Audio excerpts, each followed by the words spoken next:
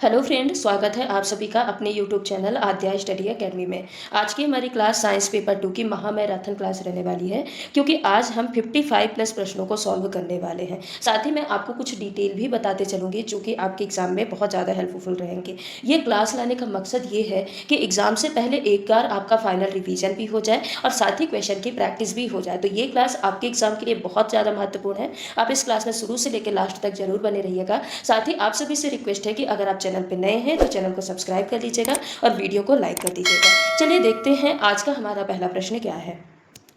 एक निकाय के ताप में परिवर्तन 50 डिग्री सेल्सियस है तो केल्विन स्केल पर ताप में परिवर्तन कितना होगा। 50 केल्विन, 323 केल्विन, 122 केल्विन या फिर 70 केल्विन। बताइए इस प्रश्न का करेक्ट आंसर क्या होगा। देखिए यहाँ पे बदलने की बात नहीं हो रही है, तापमान बदलने की बात नहीं हो रही है, परिवर्तन की बात हो रही है। परिवर्तन और बदलना दोनों कॉन्सेप्ट अलग अलग होता है। तो परिवर्तन के लिए हम क्या यूज करते हैं, डेल्टा टी यूज करते हैं। यहाँ पे मान लेते हैं कि अगर 1 डिग्री सेल्सियस तापमान में परिवर्तन हो रहा तो कितने के बराबर होगा, 1 केल्विन के बराबर होगा। यानी 50 डिग्री सेल्सियस तापमान का अगर परिवर्तन हो रहा है तो कितना होगा, 50 केल्विन तापमान का परिवर्तन होगा। यानी कुल मिला के 50 डिग्री सेल्सियस तापमान में जो केल्विन स्केल पर ताप में परिवर्तन होगा कितना होगा, 50 केल्विन ही होगा। आपको ये ध्यान रखना है कि तापमान परिवर्तन में हमारी वैल्यू नहीं चेंज होती। जो हम 273 ऐड करते हैं ना, ये कब करते हैं, जब तापमान बदलने की बात हो तब हम डिग्री सेल्सियस में 273 ऐड करते हैं, परिवर्तन में नहीं करते। तो इस प्रश्न का correct answer option number first हो जाएगा। अगला प्रश्न है, 3 तार जिनका प्रतिरोध क्रमशः 12 नहीं होगा, यहाँ पे 1, 2 और 3 है, समांतर क्रम में जोड़े गए हैं तो बने परिपथ का तुल्य प्रतिरोध कितना होगा। तो देखिए अगर समांतर क्रम में जो 3 तार है वो जोड़े गए हैं तो समांतर क्रम के लिए जो तुल्य प्रतिरोध का फॉर्मूला होता है, यानी आर टोटल का फॉर्मूला होता है, वो क्या होता है, 1/R1 plus 1/R2 plus 1/R3 होता है। तो यहाँ पे देखिए 1/R टोटल इक्वल टू क्या निकल के आ जाएगा, 1/1 प्लस 1/2 प्लस 1/3। अब बताइए जब इसका आप एलसीएम लेंगे तो एलसीएम क्या आ जाएगा, 6 आ जाएगा। तो यहाँ पे 6 आएगा, यहाँ पे 2 3 जा तो 3 आ जाएगा और यहाँ पे 2 आ जाएगा, यानी कितना आएगा, 11/6 आएगा। ये क्या है, 1/R टोटल आ रहा। अब इसको अगर हम R को ऊपर ले जाते हैं यानी R टोटल निकालते हैं तो ये क्या हो जाएगा, जस्ट अपोजिट हो जाएगा, यानी 6 ऊपर चला जाएगा और 11 नीचे आ जाएगा। तो इसका करेक्ट आंसर क्या हो जाएगा, ऑप्शन नंबर फर्स्ट 6/11 ओम आ जाएगा। तो इस प्रश्न का correct answer option number first है। अगला प्रश्न है, पूर्ण आंतरिक परावर्तन संभव है जब प्रकाश चलता है वायु से जल में, वायु से कांच में, जल से कांच में या फिर कांच से जल में। तो देखिए पूर्ण आंतरिक परावर्तन तभी होता है जब प्रकाश की किरणें कहाँ से जाएं, सघन माध्यम से विरल में जाएं। कहाँ जाएं, सघन माध्यम से विरल माध्यम में जाएं। अब आप ऑप्शन देखिए, वायु क्या है, विरल माध्यम, जल क्या है, सघन माध्यम, तो यहाँ पे विरल से सघन जा रहा। वायु है विरल माध्यम, कांच क्या है, सघन माध्यम, तो यहाँ पे भी विरल से सघन जा रहा है। जल क्या है, विरल माध्यम, कांच क्या है, सघन, तो यहाँ पे भी विरल से सघन जा रहा है। सिर्फ एक ही ऑप्शन है जहां पे जो प्रकाश की किरणें हैं सघन माध्यम से विरल माध्यम में जा रही हैं। तो यही इस प्रश्न का करेक्ट आंसर हो जाएगा। अगला प्रश्न है, एम द्रव्यमान के एक कण का संवेग p है, इसकी गतिज ऊर्जा होगी, ये आपका प्रीवियस ईयर क्वेश्चन है। बताइए इसकी गतिज ऊर्जा क्या होगी, mp होगी, p² m होगी, p²/m होगी या p²/2m होगी। तो देखिए यहाँ पे जो संवेग बराबर होता है p = बराबर क्या होता है, m भी होता है, क्या होता है, p = mv। अब यहाँ पे गतिज ऊर्जा पूछी है तो काइनेटिक एनर्जी बराबर क्या होती है, 1/2 mv², क्या होती है, 1/2 mv² होती है। तो अब हम p = mv से हम v की वैल्यू निकाल सकते हैं, क्योंकि यहाँ पे v है तो हम v की वैल्यू निकाल सकते हैं ना। तो v की वैल्यू क्या हो जाएगी, p/m हो जाएगी। अब इस वैल्यू को हम गतिज ऊर्जा के फॉर्मूले में पुट करते हैं तो काइनेटिक एनर्जी बराबर क्या हो जाएगा, 1/2 m और v की जगह पे क्या हो जाएगा, p/m²।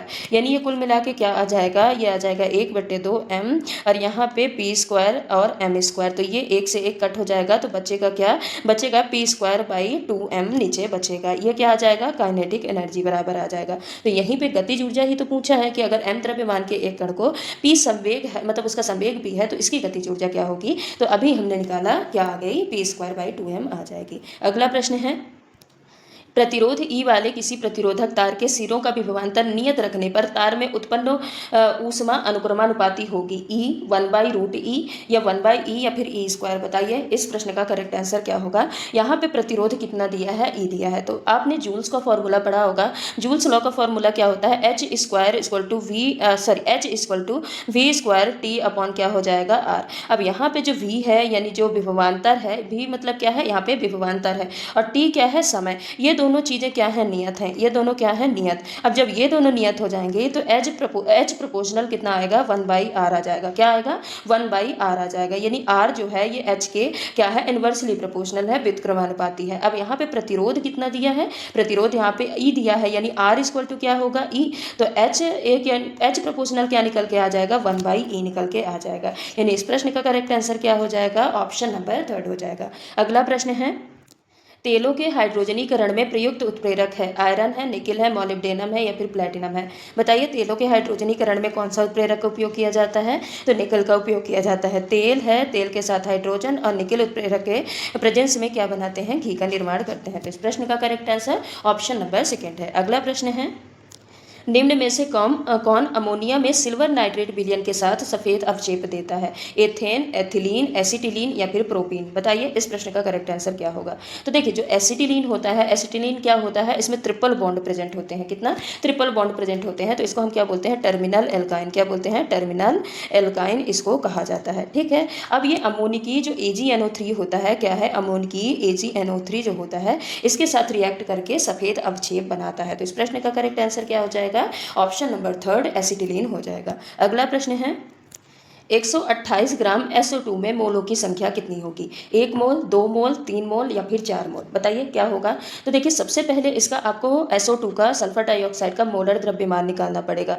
तो SO2 में सल्फर कितना हो जाएगा, सल्फर है 32 और प्लस ऑक्सीजन कितना है 16। अब 2 ऑक्सीजन है तो इंटू 2 हो जाएगा, यानी मोलर द्रव्यमान SO2 का कितना निकल के आ जाएगा, निकल के आ जाएगा 64 ग्राम प्रति मोल। ये मोलर द्रव्यमान निकल के आ गया। अब मोल निकालने का फॉर्मूला क्या होता है, मोल निकालने का फॉर्मूला होता है द्रव्यमान अपॉन, क्या होता है, द्रव्यमान अपॉन मोलर द्रव्यमान। क्या होता है, द्रव्यमान अपॉन मोलर द्रव्यमान होता है। ठीक है, अब यहाँ पे द्रव्यमान कितना दिया है, तो द्रव्यमान दिया है 128 ग्राम और मोलर द्रव्यमान अभी हमने निकाला कितना होगा, 64। तो इसको हम डिवाइड करेंगे तो क्या आ जाएगा, 2 मोल। तो इस प्रश्न का करेक्ट आंसर ऑप्शन नंबर 2 होगा। अगला प्रश्न है, FeCO का होल 5 में आयरन की ऑक्सीकरण संख्या है, कितनी है, 0 है, 2 है, 3 है या फिर 5 है। बताइए इसमें आयरन की ऑक्सीकरण संख्या कितनी होती है। तो देखिए जो CO होता है यानी कार्बोनिल होता है, ये एक प्रकार का न्यूट्रल लिगैंड होता है। क्या होता है, न्यूट्रल लिगैंड होता है। अब इसमें न्यूट्रल लिगैंड है तो इसमें आवेश क्या होगा, इसमें आवेश 0 होगा। तो अब देखिए इसमें आप पुट करिए तो यहाँ पे Fe आ जाएगा और CO क्या आ जाएगा, 0 और इंटू क्या आ जाएगा 5, यानी ये 0 हो जाएगा। तो आयरन का जो ऑक्सीकरण संख्या है वो कितनी आ जाएगी, 0 निकल के आ जाएगी। तो इस प्रश्न का करेक्ट आंसर ऑप्शन नंबर 1 है। अगला प्रश्न है, जल के अस्थायी कठोरता के लिए कौन सा यौगिक उत्तरदायी है, MgHCO3 का होल ट्वाइस, CaCl2, MgSO4 या फिर CaCO3। बताइए जल की अस्थायी कठोरता के लिए कौन सा यौगिक जिम्मेदार है। तो देखिए जो कठोरता होती है 2 प्रकार की होती हैं, एक होती है स्थायी कठोरता और दूसरी क्या होती है, अस्थायी कठोरता। क्या होती है, स्थायी और अस्थायी कठोरता। जो स्थायी कठोरता है ना, इसको उबाल के इसको दूर नहीं किया जा सकता। तो स्थायी कठोरता किसके कारण होती है, कैल्शियम और मैग्नीशियम के क्लोराइड और सल्फेट के कारण। किसके कारण, क्लोराइड और सल्फेट के कारण होती है। जबकि जो अस्थायी कठोरता होती है, अस्थायी कठोरता बाइकार्बोनेट के कारण होती है। किसके कारण होती है, बाइकार्बोनेट के कारण होती है। बाइकार्बोनेट किसका, कैल्शियम और मैग्नीशियम के बाइकार्बोनेट के कारण होती है। जैसे कि CaHCO3 का होल ट्वाइस, MgHCO3 का क्या होल ट्वाइस। तो इस प्रश्न का करेक्ट आंसर क्या होगा,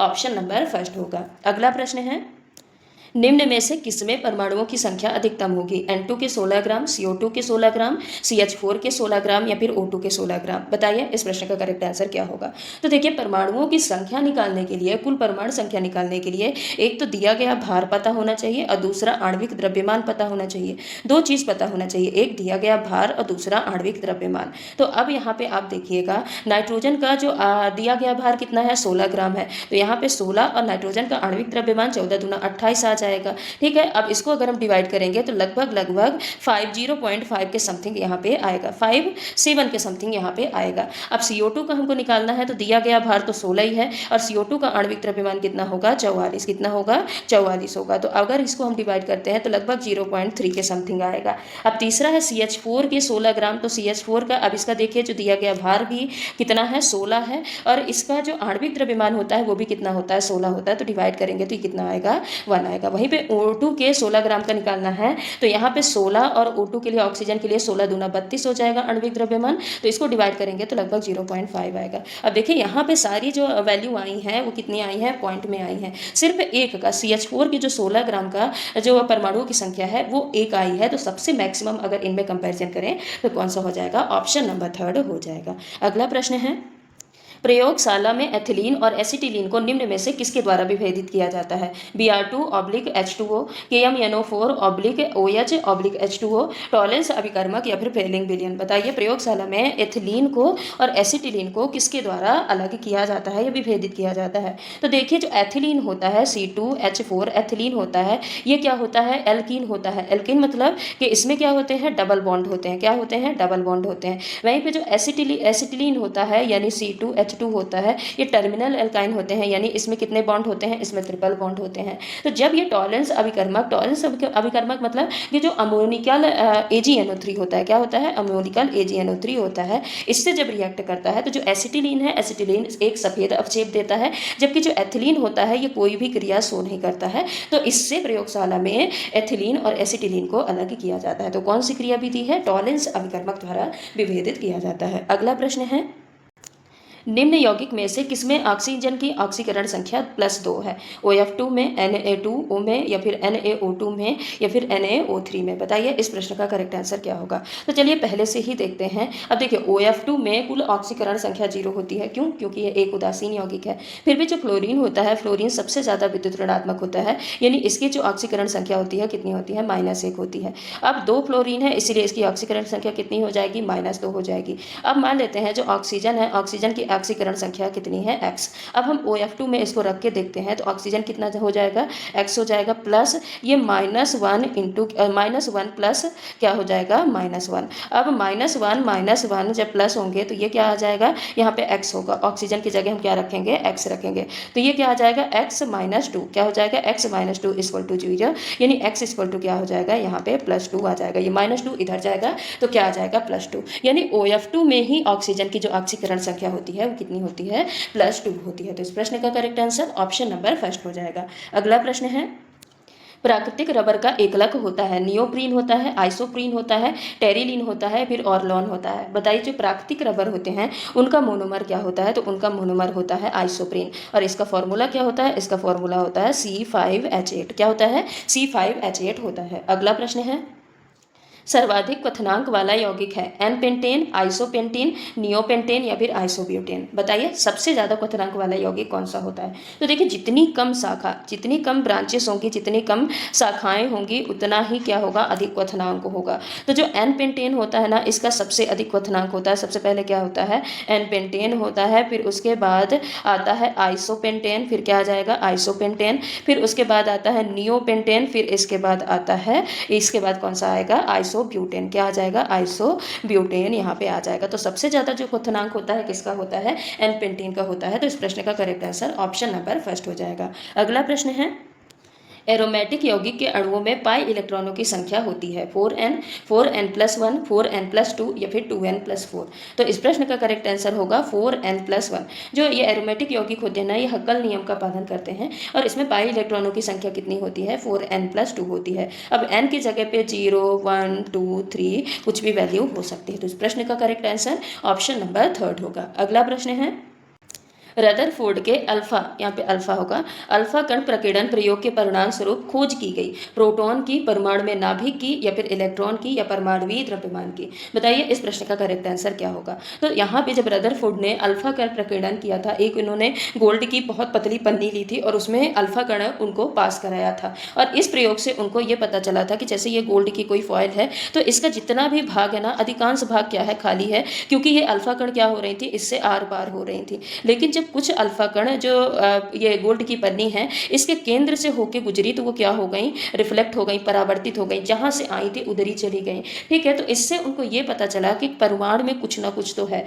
लेकिन इन्होंने बताया कि जो परमाणु होता है, परमाणु का अधिकांश भाग खाली होता है, धनावेश यानी जो पॉजिटिव चार्ज और लगभग पूरा द्रव्यमान जो होता है एक छोटे से घने भाग न्यूक्लियस में होता है। इन्हें कुल मिला के जो न्यूक्लियस है या नाभिक है, नाभिक की खोज किसने की थी, रदरफोर्ड ने। जो अल्फा अल्फा कण प्रकीर्णन प्रयोग किया था उसके द्वारा किया था। तो इस प्रश्न का correct answer option number second होगा। अगला प्रश्न है, निम्नलिखित में से कौन सा एक विषमांगी मिश्रण नहीं है? हवा, दूध, धुआं या फिर जेली। तो देखिए जो दूध होता है इसमें फैट के कण, वसा के कण पाए जाते हैं, दूर दूर पाए जाते हैं, समान रूप से मिश्रित नहीं होते हैं, इसीलिए क्या होता है, विषमांगी मिश्रण होता है। धुओं में भी सॉलिड पार्टिकल्स पाए जाते हैं तो ये भी विषमांगी होता है। जेली में भी सॉलिड पार्टिकल्स पाए जाते हैं, लेकिन जो हवा है, हवा में सारी गैसें जैसे नाइट्रोजन है, ऑक्सीजन है, CO2 है, तो ये सारी गैसें समान रूप से वितरित होती हैं, इसीलिए ये समांगी मिश्रण में आता है। किस में आता है? समांगी में आता है, विषमांगी में नहीं आता। तो इस प्रश्न का correct answer option number first होगा। अगला प्रश्न है,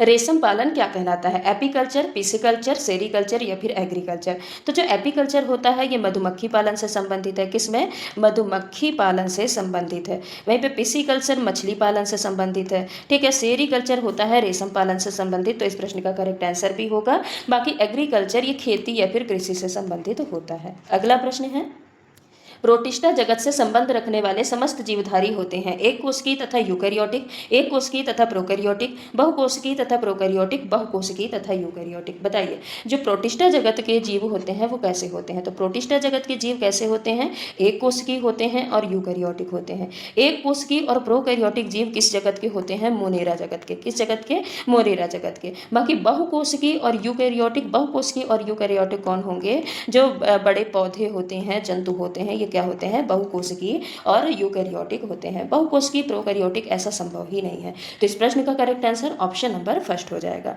अगला प्रश्न है, निम्नलिखित में से कौन सा वर्णक बीजों के अंकुरण से संबंध रखता है? फाइटोक्रोम, प्लास्टोसाइनिन, क्लोरोफिल या फिर ज़ैंथोफिल। तो देखिए जो फाइटोक्रोम होता है यही करेक्ट आंसर भी होगा। फाइटोक्रोम ये बीजों के अंकुरण से संबंधित होता है। वहीं पे प्लास्टोसाइनिन ये किससे संबंधित होता है? ये फोटो प्रकाश संश्लेषण में क्या करता है? इलेक्ट्रॉन का परिवहन करता है, यानी इलेक्ट्रॉन ट्रांसपोर्ट करने का काम करता है फोटोसिंथेसिस में। क्लोरोफिल ये प्रकाश संश्लेषण का मुख्य जो ग्रीन कलर का पिगमेंट होता है, ये क्या होता है? ग्रीन पिगमेंट होता है, जो कि प्रकाश संश्लेषण में मदद करता है। और ज़ैंथोफिल क्या होता है? ये पीला वर्णक होता है, ये येलो पिगमेंट होता है, ये पीला वर्णक होता है, साथ ही ये प्रकाश से सुरक्षा देने का भी काम करता है। बाकी इस प्रश्न का correct answer option number first होगा। अगला प्रश्न है, वह ऊतक जो हड्डी को दूसरी हड्डी से जोड़ता है क्या कहलाता है? वसामय ऊतक, उपास्थि, उपकला ऊतक या फिर स्नायु, जिसको अस्थिबंधन भी कहते हैं। ठीक है, इसको इंग्लिश में क्या बोलते हैं? लिगामेंट। क्या बोलते हैं? लिगामेंट बोलते हैं। तो देखिए हड्डी से हड्डी, अगर बोन टू बोन बात की जाए, बोन टू बोन कनेक्ट करने का काम कौन करता है? तो कौन करता है? लिगामेंट या फिर स्नायु करता है। एक और होता है टेंडन। क्या होता है? टेंडन। टेंडन क्या करता है? मसल्स टू बोन कनेक्ट करने का काम करता है, मांसपेशियों को हड्डियों से जोड़ने का काम करता है। तो इस प्रश्न का correct answer option number fourth होगा। अगला प्रश्न है, बीजों का जरायुज यानी बीबीपेरस अंकुरण किस में होता है? आम में, राइजोफोरम में, आलू में या फिर गन्ने में। तो देखिए जो बीबीपेरस अंकुरण होता है, बीबीपेरस अंकुरण मतलब क्या होता है कि जो बीज है ना, बीज ये फल में ही उग जाए। कहाँ उग जाए? फल में ही उग जाए, जमीन पे ना गिरे, जमीन पे ना उगे, फल में उग जाते हैं, उसके बाद जमीन पे गिरते हैं और फिर प्लांटेड होते हैं। तो इसको हम क्या बोलते हैं? जरायुज या फिर बीबीपेरस बोला जाता है। जबकि आम में देखते हैं, आम में हम बीज लगाते हैं, बीज से अंकुरण होता है। आलू में ट्यूबर द्वारा जनन होता है, या फिर इसको हम कंद बोलते हैं, कंद के द्वारा जनन होता है। और जो गन्ना होता है, गन्ना में स्टेम कटिंग के द्वारा जनन होता है। किसमें? स्टेम कटिंग के द्वारा जनन होता है। जबकि जो राइजोफोरा है, राइजोफोरा में बेबीपेरस अंकुरण देखने को मिलता है, यानी बीज पर ही जो फल होते हैं वो क्या होते हैं? बीज फल पर ही अंकुरित हो जाते हैं, उसके बाद जमीन पर गिर के प्लांटेड होते हैं। तो इस प्रश्न का correct answer option number second है। अगला प्रश्न है, प्रकाश संश्लेषण में उत्पाद के रूप में मुक्त ऑक्सीजन का जो स्रोत है वो क्या है? कार्बन डाइऑक्साइड है, जल है, ग्लूकोज है या फिर क्लोरोफिल है। तो प्रकाश संश्लेषण में जो ऑक्सीजन मुक्त होती है उसका मेन सोर्स क्या है? किसके द्वारा उत्पन्न होती है? तो ऑक्सीजन जो होती है वो जल का जो प्रकाश अपघटन होता है, यानी फोटोलाइसिस होता है। जल का क्या होता है? फोटोलाइसिस होता है, प्रकाश अपघटन होता है, उसके द्वारा ऑक्सीजन निकलती है। तो इस प्रश्न का correct answer option number second होगा। अगला प्रश्न है, रक्त का वह घटक जो संपूर्ण रक्त वाहिनियों में इसके थक्का बनने से रोकता है क्या कहलाता है? एंटीबॉडी, हिपैरिन, थ्रोम्बिन या फिर हीमोग्लोबिन। तो देखिए जो एंटीबॉडी होता है ये क्या करता है? रोगों से रक्षा। क्या करता है? रोगों से रक्षा करता है। हिपैरिन क्या करता है? ये थक्का बनने से रोकता है। क्या करता है? रक्त का थक्का बनने से यह क्या करता है? रोकता है। वहीं पे थ्रोम्बिन क्या करता है? थक्का बनाता है। यह क्या करता है? रक्त का थक्का बनाता है, थक्का बनाता है। जब चोट वगैरह लगती है ना तो रक्त का थक्का कौन बनाता है? थ्रोम्बिन बनाता है। और हीमोग्लोबिन क्या करता है? ऑक्सीजन का परिवहन करता है। तो इस प्रश्न का करेक्ट आंसर क्या होगा? ऑप्शन नंबर सेकंड, क्योंकि यहाँ पे पूछा है रक्त का थक्का बनने से रोकता कौन है? तो हिपैरिन रोकता है। अगला प्रश्न है, लैंगर-हैंस की द्वीपिकाएँ किसमें पाई जाती हैं? आमाशय में, यकृत में, अग्नाशय में या फिर हृदय में? तो जो आमाशय होता है, आमाशय पाचन से संबंधित होता है। यकृत क्या करता है? ये बाइल जूस बनाता है, पित्तरस बनाता है। हृदय क्या करता है? ये ब्लड पंप करने का काम करता है। क्या करता है? ब्लड को पंप करने का काम करता है। लेकिन जो अग्नाशय यानी पैंक्रियाज होता है, इसमें लैंगर-हैंस की द्वीपिकाएँ पाई जाती हैं, जो कि क्या करती हैं? इंसुलिन और ग्लूकागॉन बनाती हैं। क्या बनाती हैं? इंसुलिन बनाती हैं, साथ ही ग्लूकागॉन का निर्माण करती हैं। तो इस प्रश्न का correct answer option number third होगा। अगला प्रश्न है, एंजाइम रासायनिक रूप से होते हैं, लिपिड होते हैं, अम्ल होते हैं, कार्बोहाइड्रेट होते हैं या फिर प्रोटीन होते हैं? तो बताइए एंजाइम क्या होते हैं? एंजाइम रासायनिक रूप से प्रोटीन होते हैं, ये एंजाइम का रासायनिक रूप होता है। बाकी कार्बोहाइड्रेट क्या करता है? ऊर्जा प्रदान करता है। और लिपिड क्या है? वसा है। एक चीज़ और नोट करके चलिएगा कि कुछ एंजाइम क्या होते हैं? आरएनए होते हैं, यानी राइबोजाइम भी होते हैं, लेकिन मोस्टली जो एग्जाम में करेक्ट आंसर माना जाता है वो क्या माना जाता है? प्रोटीन माना जाता है। तो ऑप्शन नंबर फोर्थ इस प्रश्न का करेक्ट आंसर होगा। अगला प्रश्न है, निम्नलिखित में से कौन सा अम्ल विटामिन बी है? फॉर्मिक अम्ल, एस्कॉर्बिक अम्ल, मैलिक अम्ल या फिर पामटिक अम्ल? बताइए कौन सा अम्ल ऐसा है जो कि विटामिन बी है? तो फॉर्मिक अम्ल किस में पाया जाता है? चींटी के डंक में किस में पाया जाता है? चींटी या फिर बिच्छू के डंक में पाया जाता है। मैलिक अम्ल ये सेब में पाया जाता है। पामटिक अम्ल ये फैटी अम्ल है। क्या है? वसीय अम्ल होता है, फैटी एसिड होता है। एस्कॉर्बिक एसिड विटामिन सी का नाम होता है। किसका? विटामिन सी का नाम होता है। तो यहाँ पे पूछा है कौन सा अम्ल है जो विटामिन बी है? तो ऑप्शन नंबर सेकेंड एस्कॉर्बिक अम्ल हो जाएगा। अगला प्रश्न है, निम्नलिखित धातुओं में से कौन सा द्रव्य है? आयोडीन, सल्फर, ब्रोमीन तथा फॉस्फोरस। ये सारे तो अधातु हैं, तो यहाँ पे आप क्या कर लीजिए? अधातु कर लीजिए कि निम्नलिखित अधातुओं में से कौन सा द्रव्य है। तो देखिए जो आयोडीन होता है ये ठोस अवस्था में पाया जाने वाला अधातु है। सल्फर भी किस अवस्था में पाया जाता है? ठोस अवस्था में पाए जाने वाला अधातु है। फॉस्फोरस भी ठोस अवस्था में पाया जाता है। सिर्फ ब्रोमीन ऐसी अधातु है जो कि लिक्विड स्टेट यानी द्रव अवस्था में पाई जाती है। तो इस प्रश्न का correct answer option number third होगा। अगला प्रश्न है, किस वैज्ञानिक ने रेडियोधर्मी तत्व रेडियम की खोज की थी? अल्बर्ट आइंस्टीन ने, बेंजामिन फ्रैंकलिन ने, आइजैक न्यूटन ने या फिर मैडम क्यूरी ने? तो रेडियोधर्मी तत्व रेडियम की खोज किसने की थी? मैडम क्यूरी ने की थी। अगला प्रश्न है, किस कारण से स्टोन कैंसर होता है? विश्वव्यापी तापन से, रेडियोधर्मिता से, अम्ल वर्षा से या फिर जीवाणुविक क्रिया से? तो देखिए जो विश्वव्यापी तापन है इससे क्या होगा? टेम्परेचर बढ़ेगा, पृथ्वी का टेम्परेचर बढ़ेगा। ये विकिरण प्रभाव है। जो रेडियोधर्मिता है ये विकिरण का प्रभाव होता है। अम्ल वर्षा से स्टोन कैंसर होता है। जो स्टोन कैंसर होता है वो कैसे होता है? अम्ल वर्षा से होता है। जो पत्थर है, संगमरमर है, इनका जो क्षरण होता है वो अम्ल वर्षा के कारण होता है। तो इस प्रश्न का correct answer option number third हो जाएगा। अगला प्रश्न है, ब्राइन है विरंजक चूर्ण का सामान्य नाम, क्लोरीन का जलीय विलयन, NaCl का संतृप्त विलयन या फिर Na2SO4 का जलीय विलयन? बताइए ब्राइन क्या होता है? तो ब्राइन सोडियम क्लोराइड का संतृप्त विलयन होता है। क्या होता है? NaCl का संतृप्त विलयन होता है। ब्लीचिंग पाउडर का फॉर्मूला क्या होता है? जो विरंजक चूर्ण है इसका फॉर्मूला होता है CaOCl2। क्या होता है? CaOCl2 होता है। अगला प्रश्न है, हरे फलों को कृत्रिम ढंग से पकाने हेतु प्रयुक्त गैस कौन सी है? एथेन है, हाइड्रोजन है, एसिटिलीन है या फिर नाइट्रोजन है? बताइए हरे फलों को कृत्रिम ढंग से कौन सी गैस पकाती है? तो जो एथेन है ये एक प्रकार की एल्केन गैस है। हाइड्रोजन जो है ये कैसी गैस है? ज्वलनशील गैस है। कैसी गैस है? ज्वलनशील गैस है। नाइट्रोजन कैसी गैस है? निष्क्रिय गैस है। ये कैसी गैस है? निष्क्रिय गैस है, यानी ये क्रिया नहीं करती है। जबकि एसिटिलीन है ये हरे फलों को कृत्रिम रूप से पकाने के लिए उपयोग की जाती है। लेकिन अभी जो वैज्ञानिक और सुरक्षित तरीका है फलों को पकाने का वो किसका? उसमें किसका उपयोग किया जाता है? एथिलीन का उपयोग किया जाता है। किसका उपयोग किया जाता है? एथिलीन का उपयोग किया जाता है। तो अगर आपको एसिटिलीन की जगह एथिलीन भी मिलता है, बाकी ऑप्शन अलग अलग मिलते हैं, तो आप वहाँ पे एथिलीन ऑप्शन टिक करके आइएगा। एथिलीन भी करेक्ट ऑप्शन होगा। अगला प्रश्न है, वायु में नाइट्रोजन गैस का प्रतिशत है 78%, 21.5%, 40 या फिर 3%? तो देखिए वायुमंडल में नाइट्रोजन गैस का प्रतिशत कितना होता है? 78%। ऑक्सीजन का लगभग 21% होता है। अब बाकी जो 1% है ये अन्य गैसें होती हैं। तो इस प्रश्न का correct answer option number first होगा। अगला प्रश्न है, ओजोन है ऑक्सीजन का एक अपर रूप, ऑक्सीजन का एक समावयवी रूप, या फिर ऑक्सीजन का एक यौगिक, या ऑक्सीजन का एक समस्थानिक। तो देखिए आपको सबसे पहले बताना है कि आइसोमर या फिर समावयवी क्या होता है। आइसोमर अगर समान सूत्र है, क्या है, सूत्र समान, यहाँ पे सूत्र जो होता है, सूत्र क्या होता है, समान होता है, लेकिन संरचना अलग होती है। क्या होती है, संरचना अलग अलग होती है, तो उसको हम क्या बोलते हैं, इसको हम बोलते हैं आइसोमर। क्या बोलते हैं, इसको हम आइसोमर बोलते हैं। ठीक है, वहीं पे यौगिक क्या होता है, जब दो या दो से अधिक तत्व मिले, दो या फिर दो से अधिक अगर तत्व मिलते हैं तो क्या कहलाएगा, यौगिक। समस्थानिक क्या होता है, एक ही तत्व के अलग अलग द्रव्यमान वाले परमाणु। इसमें क्या होता है, द्रव्यमान अलग अलग होता है। क्या होता है, द्रव्यमान क्या होता है, अलग अलग होता है। बाकी ओजोन क्या होता है, ओजोन ऑक्सीजन का अपर रूप होता है। जैसे O2 है, ये भी ऑक्सीजन का अपर रूप है, और O3 यानी ओजोन, ये भी क्या होता है, ऑक्सीजन का अपर रूप होता है। तो इस प्रश्न का correct answer option number first हो जाएगा। अगला प्रश्न है, 4, 10 और 20 ओम के प्रतिरोधों को समांतर समूह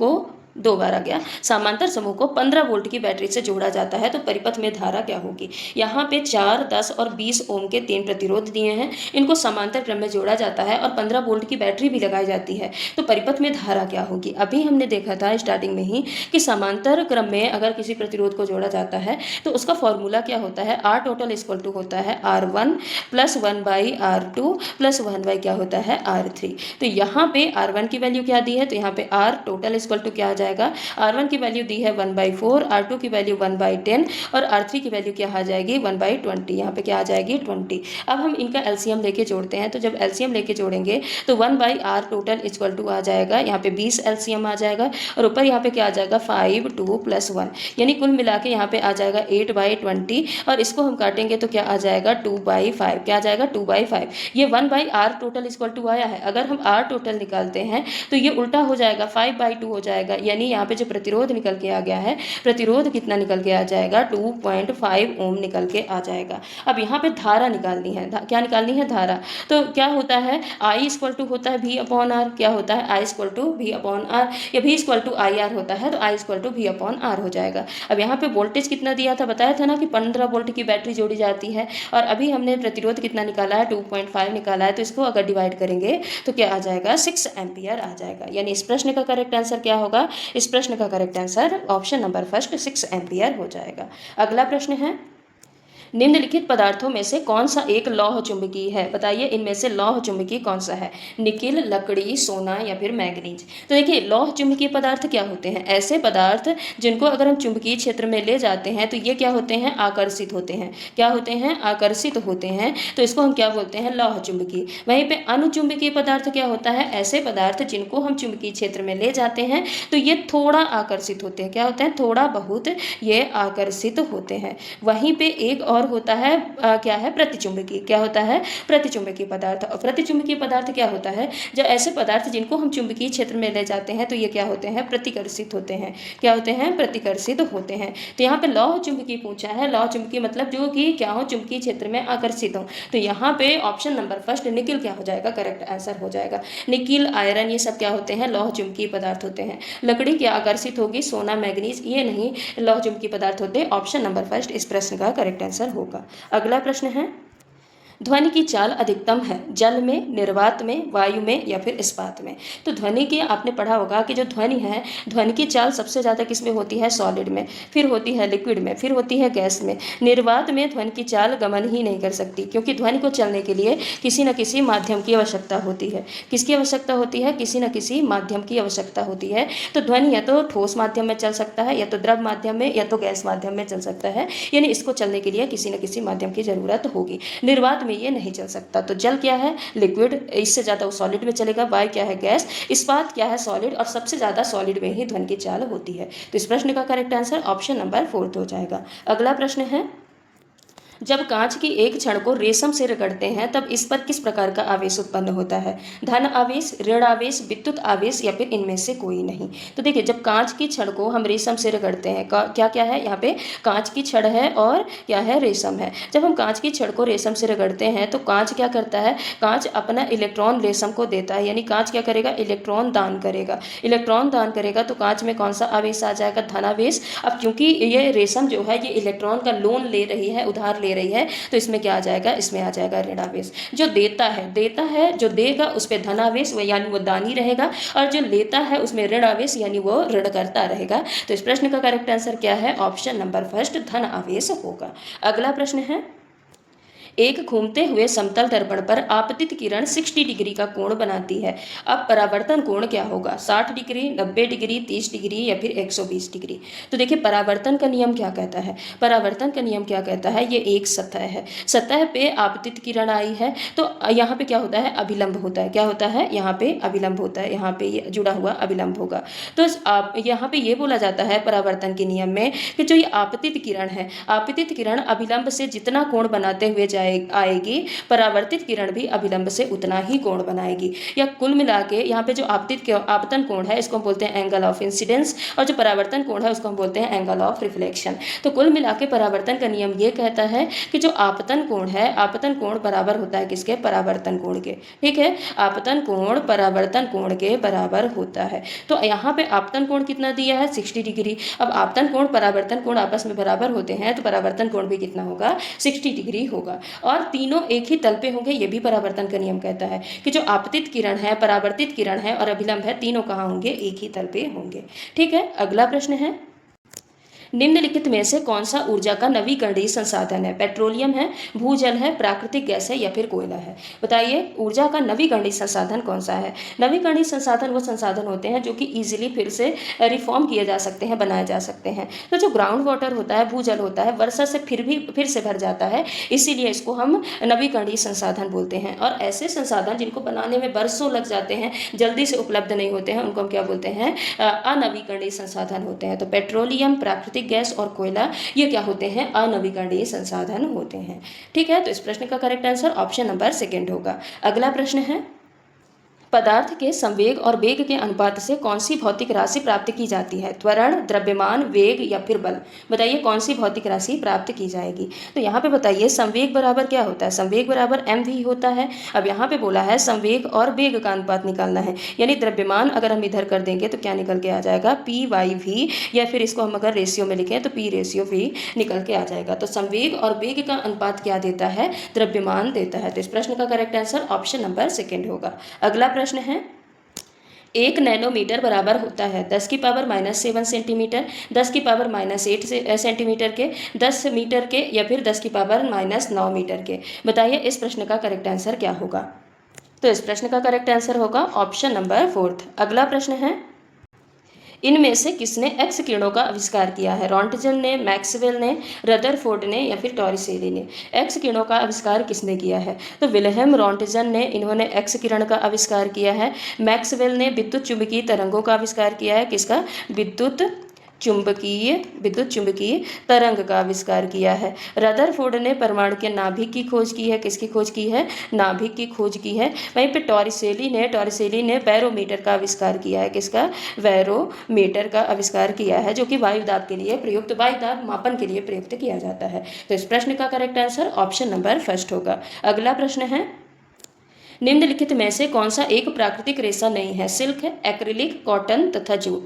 देखिए प्राकृतिक रेशा क्या होते हैं, जो हमको प्रकृति से मिलते हैं, जो हमको किससे मिलते हैं, प्रकृति से मिलते हैं, वो प्राकृतिक रेशे कहलाते हैं। अब प्रकृति में प्लांट भी आ जाएंगे, क्या आ जाएंगे, प्लांट भी आ जाएंगे और एनिमल भी आ जाएंगे। जो हमको प्लांट और एनिमल से मिलते हैं वो क्या कहलाएंगे, प्राकृतिक रेशे। तो सिल्क भी हमको सिल्क मॉथ से मिलता है, कॉटन प्लांट से मिलता है, जूट भी प्लांट से मिलता है। लेकिन ये एक्रिलिक क्या होता है, एक्रिलिक प्रयोगशाला में बनाया गया एक फाइबर है, ये प्राकृतिक रेशा ना होके क्या होता है, सिंथेटिक रेशा होता है। तो इस प्रश्न का करेक्ट आंसर होगा ऑप्शन नंबर सेकंड। अगला प्रश्न है, अदरक रूपांतरण है जड़ का, पत्ती का, तने का या फिर फल का। अदरक किसका रूपांतरण होता है? तो देखिए जो अदरक होता है ना, अदरक क्या होता है? भूमिगत तना होता है। क्या होता है? भूमिगत तना होता है, जिसको हम बोलते हैं राइजोम। क्या होता है? राइजोम है, इसीलिए ये किसका रूपांतरण माना जाता है? तने का रूपांतरण माना जाता है। तो इस प्रश्न का करेक्ट आंसर ऑप्शन नंबर 3 है। अगला प्रश्न है, वास्तविक फल उत्पन्न होते हैं थैलमस से,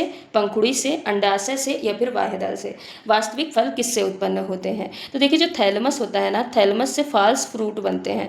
कौन से? फॉल्स फ्रूट उत्पन्न होते हैं। और बाह्यदल से बाह्यदल से क्या होता है? बाह्यदल ये फूल का बाहरी भाग होता है, जो फ्लावर का बाहरी भाग होता है ना, उसको बाह्यदल बोलते हैं। पंखुड़ी भी फूल का भाग होता है। बाकी वास्तविक फल कहाँ से उत्पन्न होते हैं? तो अंडाशय यानी ओवरी से उत्पन्न होते हैं। तो इस प्रश्न का करेक्ट आंसर ऑप्शन नंबर 3 होगा। अगला प्रश्न है, ऐसा पादप जिसमें बीज की अपेक्षा बीजाणु के माध्यम से प्रजनन होता है कौन सा है? धनिया, फर्न, सरसों या फिर पेटूनिया। बताइए इस प्रश्न का करेक्ट आंसर क्या होगा? तो जो धनिया है, धनिया में बीज के माध्यम से अंकुरण होता है। सरसों में प्रजनन होता है। सरसों में भी बीज के माध्यम से प्रजनन होता है। पेटूनिया में भी बीज से प्रजनन होता है। लेकिन जो फर्न होता है, फर्न में बीज की अपेक्षा बीजाणु यानी जो स्पोर्स होते हैं, स्पोर्स के द्वारा प्रजनन होता है। फर्न में किससे प्रजनन होता है? स्पोर्स से प्रजनन होता है। तो प्रश्न का करेक्ट आंसर ऑप्शन नंबर 2 होगा। अगला प्रश्न है, पौधों में प्रोटीन संश्लेषण के लिए अनिवार्य तत्व है कॉपर, नाइट्रोजन, मैग्नीशियम तथा लोहा। बताइए जो पौधे हैं इसमें प्रोटीन संश्लेषण के लिए कौन सा तत्व अनिवार्य होता है? तो देखिए प्रोटीन किससे बनता है? प्रोटीन अमीनो एसिड से बनता है। किससे बनता है? अमीनो एसिड से बनता है। अब अमीनो एसिड से बनता है तो अमीनो एसिड में नाइट्रोजन आवश्यक है, इसीलिए प्रोटीन के संश्लेषण के लिए किसकी आवश्यकता होती है? नाइट्रोजन की आवश्यकता होती है। कॉपर ये एंजाइमों में सहायक करता है। अब मैग्नीशियम जो होता है ये क्लोरोफिल का भाग होता है। किसका? क्लोरोफिल का ये भाग होता है। और लोहा क्या करता है? ये क्लोरोफिल का निर्माण करता है। जो हरित लवक होता है क्लोरोफिल ना, इसका निर्माण करने का काम करता है। तो इस प्रश्न का करेक्ट आंसर ऑप्शन नंबर 2 होगा। अगला प्रश्न है, निम्नलिखित में से कौन सा एक गैर संचारी रोग नहीं है? हाइपरटेंशन, अर्थराइटिस, रिकेट्स तथा हैजा।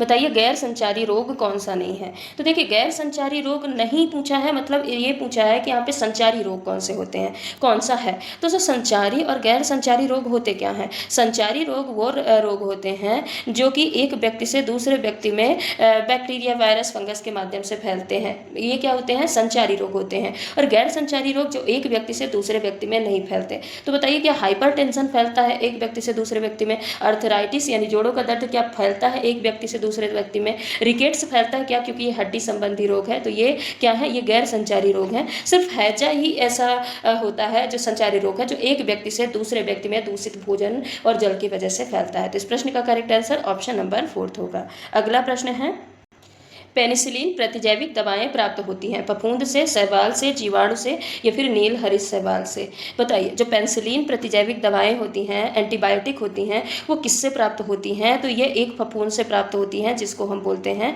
पेनिसिलियम। किससे प्राप्त होती हैं? पेनिसिलियम से प्राप्त होती है। हाँ, पेनिसिलियम क्या है? एक प्रकार का फफूंद या फिर फंगस होता है। बाकी शैवाल क्या है? प्रकाश संश्लेषण का काम करता है। नील हरित शैवाल साइनोबैक्टीरिया को यहाँ पे आते हैं। तो इस प्रश्न का करेक्ट आंसर ऑप्शन नंबर 1 होगा। अगला प्रश्न है, निम्नलिखित में से कौन सा ऊर्जा का स्रोत नहीं है? प्रोटीन, वसा, विटामिन या फिर कार्बोहाइड्रेट। बताइए एनर्जी का सोर्स कौन सा नहीं है? तो जो प्रोटीन होता है, प्रोटीन ऊर्जा देता है। हाँ, सबसे लास्ट में देता है, लेकिन 1 ग्राम प्रोटीन से 4 किलो कैलोरी क्या होती है? ऊर्जा प्राप्त होती है। वसा सबसे अधिक ऊर्जा देता है, 9 किलो कैलोरी ऊर्जा देता है। कितना देता है? 9 किलो कैलोरी देता है।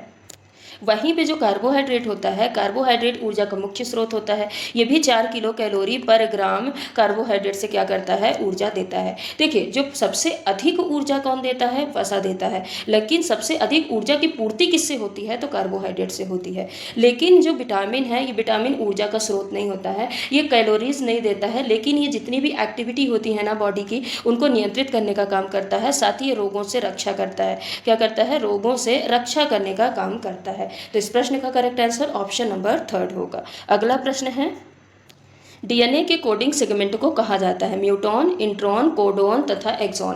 बताइए डीएनए के कोडिंग सेगमेंट को क्या कहा जाता है? तो डीएनए के कोडिंग सेगमेंट को यहाँ पे कहा जाता है एक्सॉन। क्या कहा जाता है? एक्सॉन कहा जाता है। कोडिंग सेगमेंट एक्सॉन होता है। एक्सॉन क्या करता है? प्रोटीन बनाने की जानकारी देता है। जो प्रोटीन होता है, प्रोटीन निर्माण की जानकारी देता है। और नॉन कोडिंग सेगमेंट कौन सा होता है? इंट्रॉन। ये क्या होता है? नॉन कोडिंग सेगमेंट होता है। क्या होता है? Non coding segment. तो इस प्रश्न का करेक्ट आंसर ऑप्शन नंबर 4 होगा। अगला प्रश्न है, निम्नलिखित में से कौन सा एक सूक्ष्म पोषक तत्व नहीं है? सोडियम, कॉपर, सिलिकॉन तथा कैल्शियम। बताइए सूक्ष्म पोषक तत्व निम्न में से कौन सा नहीं है?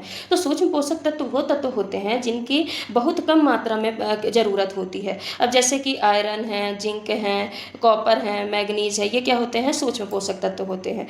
लेकिन जो सिलिकॉन होता है इसको हम सूक्ष्म पोषक तत्व में नहीं रखते हैं, इसकी थोड़ा सूक्ष्म पोषक तत्व से ज़्यादा आवश्यकता होती है। तो इस प्रश्न का करेक्ट आंसर ऑप्शन नंबर 3 हो जाएगा। ठीक है, तो ये रहे आज के कुछ हमारे महत्वपूर्ण प्रश्न। हमने प्रश्नों की भी प्रैक्टिस की है और ज़्यादा टाइम वेस्ट ना करते हुए हमने इंपॉर्टेंट फैक्ट को भी पढ़ा है। तो ये क्लास आपके लिए बहुत महत्वपूर्ण है, आप इसको जरूर देखिएगा और लास्ट में कमेंट करके भी बताइएगा कि आज की इस क्लास से कितने प्रश्न सही हुए हैं। तो चलिए आज की इस क्लास को यहाँ पे समाप्त करते हैं, मिलते हैं अगले क्लास में। अगर आप चैनल पर नए हैं तो चैनल को सब्सक्राइब कर लीजिएगा, वीडियो को लाइक कर दीजिएगा, साथ ही बेल आइकन भी हिट कर दीजिएगा ताकि कोई भी वीडियो अपलोड की जाए तो उसका नोटिफिकेशन आप तक सबसे पहले पहुँच पाए। धन्यवाद।